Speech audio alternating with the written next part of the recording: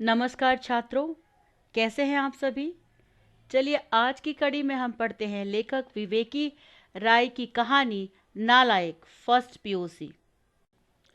भोजपुरी साहित्य के नक्षत्र कहे जाने वाले विवेकी राय जी का जीवन परिचय देखते हैं। आपका जन्म सन 1923 नवंबर 20 को गाजीपुर जिले के सोनवानी नामक गांव के किसान परिवार में हुआ। आप स्वयं को किसान साहित्यकार कहते हैं। अतीत के अभावग्रस्त जीवन, ग्रामीण शिक्षा और प्राइमरी स्कूल के शिक्षक के आरंभ जीवन यात्रा को उच्च शिक्षण संस्थान में रीडर पद पर सेवा, बड़े लोगों से संपर्क, सानिध्य तथा ख्याति प्राप्त रचनाकार के रूप में स्थापित हो जाने पर भी सादगी से परिचय में प्रस्तुति उनकी लेखनीय विश्वसनीयता का उत्कृष्ट साक्ष्य है। आपकी प्रमुख कृतियां हैं काव्य अर्गला, रजनीगंधा, दीक्षा। आपकी कहानी संग्रह जीवन परिधि, नई कोयल, गूंगा जहाज, कालातीत, अतिथि, दलित विमर्श और विवेकी राय की कहानियां आदि है। प्रस्तुत नालायक कहानी में मुख्य रूप से थर्ड डिवीजन में पास होने वालों की मनोदशा को दर्शाया गया है।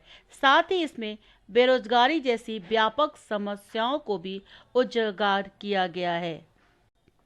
डॉक्टर विवेकी राय हिंदी के प्रसिद्ध कहानीकार, उपन्यासकार तथा निबंधकार हैं। उन्होंने नालायक कहानी में शिक्षा के क्षेत्र में गिरते हुए मूल्यों तथा फैलते हुए भ्रष्टाचार का पर्दाफाश किया है। उन्होंने परोक्ष रूप से शिक्षा के क्षेत्र में अध्यापकों का बौद्धिक स्तर कायम रखने की ओर संकेत दिया है। जनवरी महीने में एक दिन शहर में युवाओं की भीड़ जमी हुई थी। जहां देखो वहां पढ़े लिखे नौजवानों का जमावड़ा समुद्र की तरफ फैला हुआ था। पता चला कि ये सब जिला परिषद के स्कूल के लिए अनट्रेंड अध्यापकों के पद के लिए आवेदन पत्र देने आए बेरोजगार थे। अध्यापकों की जगह केवल 300 थी, जबकि आवेदक 10,000 से ज्यादा थे। उन उम्मीदवारों में कुछ उदास थे, कुछ मौन थे और कुछ कई जोशीले थे। उनकी आंखों से आग निकल रही थी। इन उम्मीदवारों की हालत बड़ी विचित्र थी। कई लोग सिफारशी पत्र लेकर आए थे तो कई थर्ड डिवीजन में उत्तीर्ण थे। चेयरमैन साहब के बंगले पर जिला परिषद के कार्यालय से भी दूनी भीड़ जमा थी, यानी कि उसका डबल। मैदान में लोग ज्वार बाजरे की तरह खड़े थे। जैसे चुनाव के समय पोलिंग स्टेशनों पर बातें होती है, वैसे ही बातें लोग यहाँ भी कर रहे थे। सबके हाथों में सिफारशी कागज थे। सभी लोगों की निगाहें चेयरमैन साहब के बंगले की ओर थी। चेयरमैन साहब के बंगले के बाहर भीड़ जमा होने के कारण पुलिस की गाड़ियां भीड़ को निमंत्रित करने पहुंची। लाउड स्पीकर से घोषणा की जाने लगी कि सज्जनों, ज्ञात हुआ है कि आप लोग थर्ड डिवीजन के सिफारिशी हैं। आप लोगों को बहुत समझाया गया कि सिफारिशी से काम नहीं चलेगा, परंतु आप लोग है कि मानते ही नहीं हैं। अब स्कूल मास्टर के लिए थर्ड डिवीजन नहीं लिए जाएंगे। यदि आप लोग बिना उस सिफारिशी कागज को दिए टलने वाले नहीं हैं तो दे दीजिए। 50 व्यक्ति खांची लेकर तैनात किए गए और इन्हें खांचियों में आप सभी डाल दीजिए। खांची यानी कि एक बड़ा सा टोकरा जिसमें आवेदन डालने का ये आदेश दिया गया। जिला परिषद अध्यक्ष का कार्यालय बेरोजगार युवा पीढ़ी से भरा हुआ था। पैर रखने तक की जगह नहीं थी। चारों ओर खलबली मची हुई थी। सब लोग परिषद के अध्यक्ष की राह देखने लगे थे।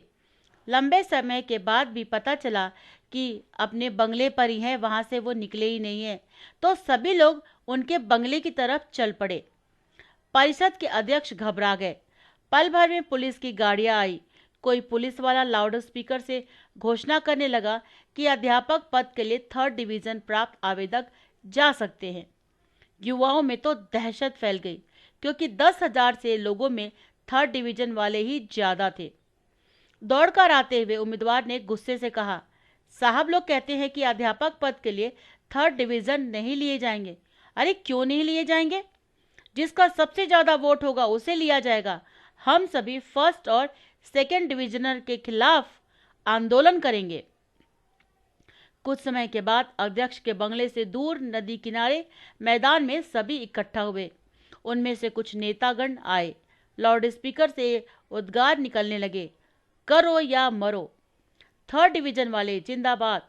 कुछ युवा नेता गरजने लगे, क्या थर्ड डिवीजन वाले शिक्षक पद के लिए नालायक हैं?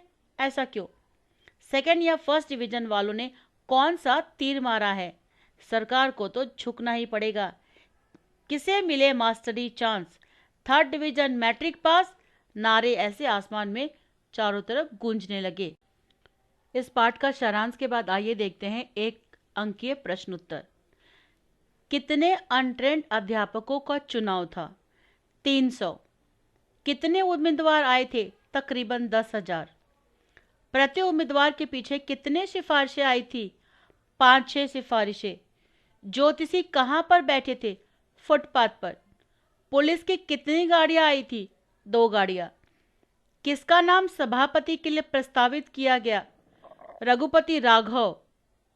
नालायक पाठ के लेखक कौन? विवेकी राय। उम्मीदवारों में कौन अधिक संख्या में थे? उम्मीदवारों में थर्ड डिविजनर अधिक संख्या में थे। लेखक के पास पहुंचे हुए उम्मीदवार किस डिवीजन में पास है? थर्ड डिवीजन में। अध्यापकों के चुनाव की कार्यवाही शुरू होने में कितनी देर थी? 1 घंटे की देरी थी। नया स्टॉक लाने के लिए कौन शहर की ओर दौड़े? दुकानदार। किसकी सहायता से खांचियों में सिफारिशी पत्र डालने का कार्य संपन्न हुआ? पुलिस की सहायता से खांचियों में सिफारिशी पत्र डालने का कार्य संपन्न हुआ। शिक्षा का स्तर गिर रहा है, उसे अब और नहीं गिरने दिया जाएगा। ये व्याख्या है जिसमें इसका प्रसंग है कि प्रस्तुत गद्यांश हमारी पाठ्यपुस्तक साहित्य वैभव के नालायक पाठ से लिया गया है और इसके लेखक विवेकी राय जी हैं। संदर्भ है, लेखक यह बात थर्ड डिविजनल लोगों को कहते हैं।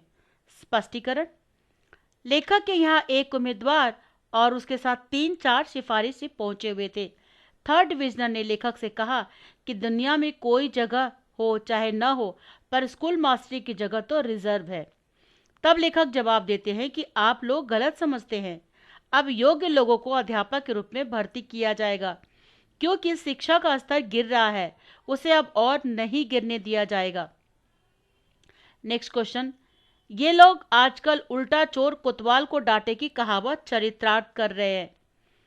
प्रसंग है कि प्रस्तुत गद्यांश हमारी पाठ्यपुस्तक साहित्य वैभव के नालायक पाठ से लिया गया है और इसके लेखक विवेकी राय जी हैं। संदर्भ, एक युवक ने थर्ड डिविजनल की मीटिंग में भाषण देते हुए कहा।